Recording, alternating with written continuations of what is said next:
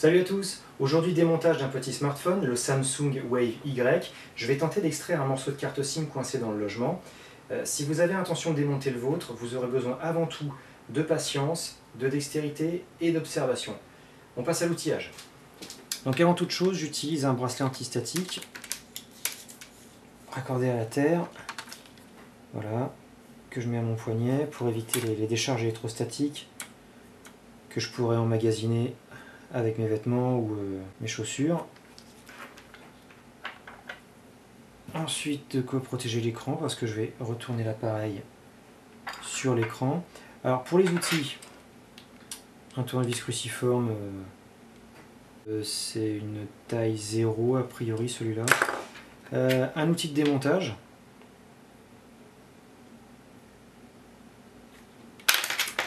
Une pince très fine pour manipuler les nappes. Et un outil quelconque en plastique pour déloger les connecteurs, ça peut aider aussi. Le téléphone. Donc je vais commencer par retirer le capot arrière. Voilà. Je retire la batterie. Hop. Bon, j'ai pris soin de camoufler l'IMEI. Je commence par démonter l'arrière, toutes les vis qu'on voit là, ici. Je sais pas si on peut voir le plastique blanc là.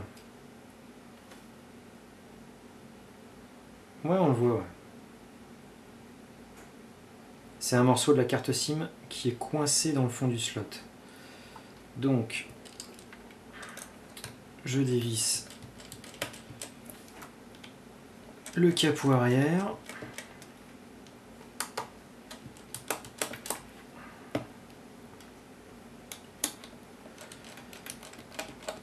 Je fais bien attention de ne pas perdre les vis surtout.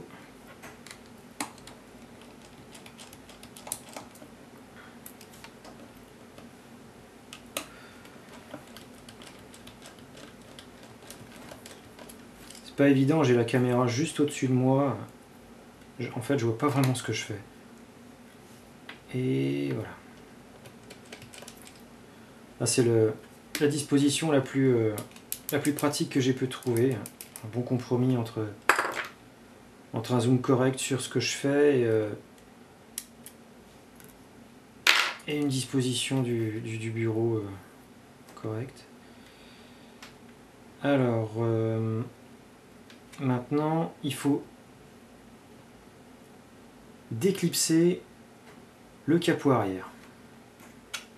Alors, j'utilise mon outil de démontage et je l'insère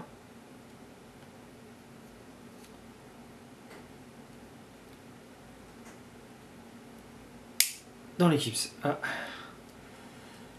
2,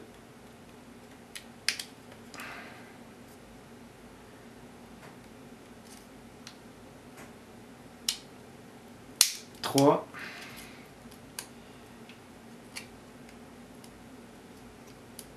doucement,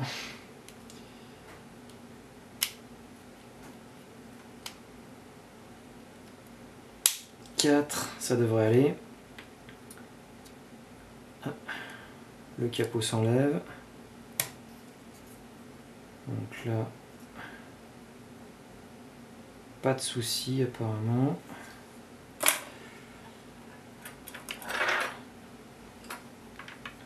Donc voilà l'intérieur du téléphone. Donc là, ce qu'il va falloir faire maintenant, je suppose, c'est à première vue dévisser par en dessous à l'aide de 1, 2, 3 vis, à l'aide de ces 3 vis là, toute cette pièce métallique qui m'empêche d'accéder au slot de la carte SIM. Alors, du coup, il faut bien que je fasse attention à toutes les nappes. notamment celles qui font le tour du circuit imprimé, comme celui-ci par exemple. Si jamais je soulève le circuit imprimé, il y a de fortes chances pour que cette nappe-là soit blessée ou coupée. Et tiens, il y en a une deuxième ici, là, qui est recourbée. C'est des nappes particulièrement fragiles, il faut vraiment faire ça délicatement. Alors, je vais chercher un moyen de soulever le circuit. Regardez par où. Ah, il y a des clips là. Ah, bah, je pense que c'est de ce côté. Il y en a là aussi, parfait. Donc, je pense qu'il y a moyen de... Ah voilà, c'est aussi simple que ça. Donc là, je viens de déclipser le circuit imprimé. Je force pas parce que j'ai une nappe qui fait tout le tour ici, là, qui recouvre le circuit par-dessus. Alors, il va falloir que je le déconnecte. En fait, c'est un connecteur. Très fragile. Pas la peine de le signaler.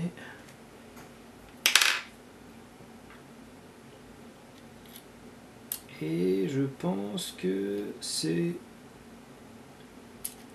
Bon, je vois pas ce que je fais. Ouais, a priori... Est-ce qu'on peut voir?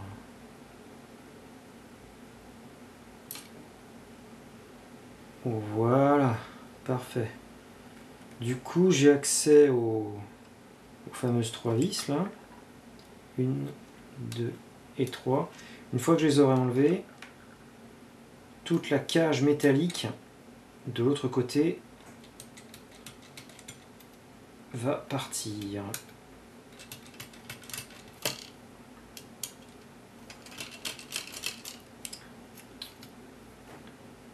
Doucement, doucement, doucement, doucement. Là, voilà, je l'ai enlevé. Bon. Maintenant, j'ai accès... Ah bah oui. J'ai accès au socket de la carte SIM. Alors, effectivement, il y a un morceau dedans, quoi. Ouais. Donc, il n'y a plus qu'à le pousser délicatement. J'espère que je vais pas soulever les contacts.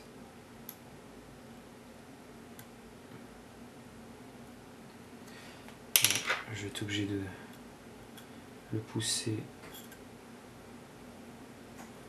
Oh oui. Je sais pas si on voit bien. Ouais.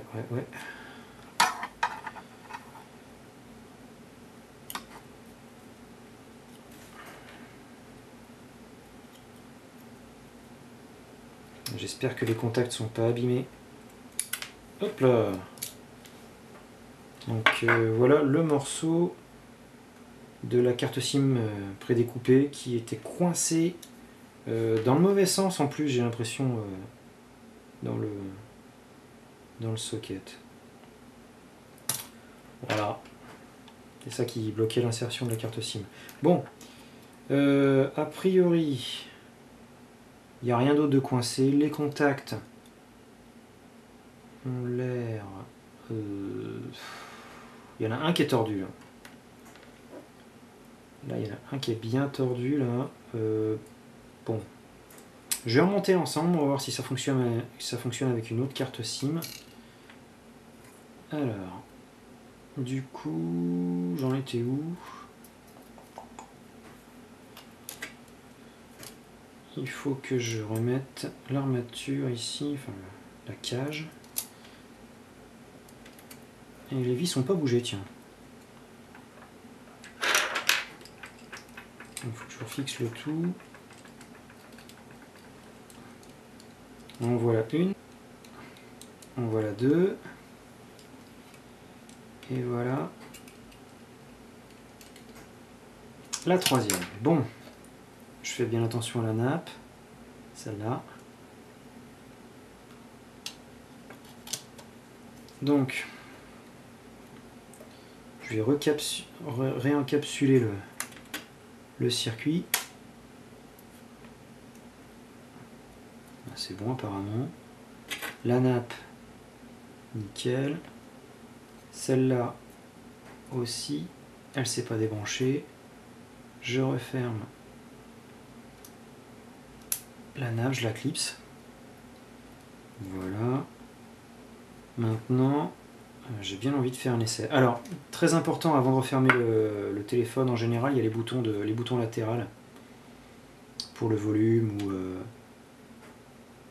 ou la sortie de veille qu'on trouve sur la tranche de l'appareil, qui doivent être bien mis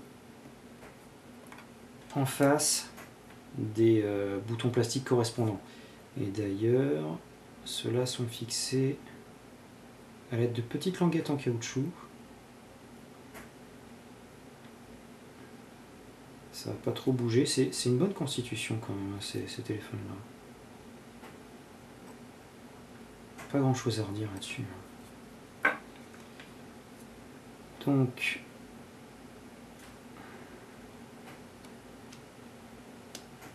je referme l'ensemble. Ça clipse. Je vérifie bien que les boutons fonctionnent. Ouais, parfait. Avant de refermer, parce que ça c'est vraiment une mauvaise surprise. Après avoir vissé tout le téléphone, on s'aperçoit qu'il y a un bouton qui fonctionne pas ou qui est enfoncé constamment. C'est vraiment pas marrant.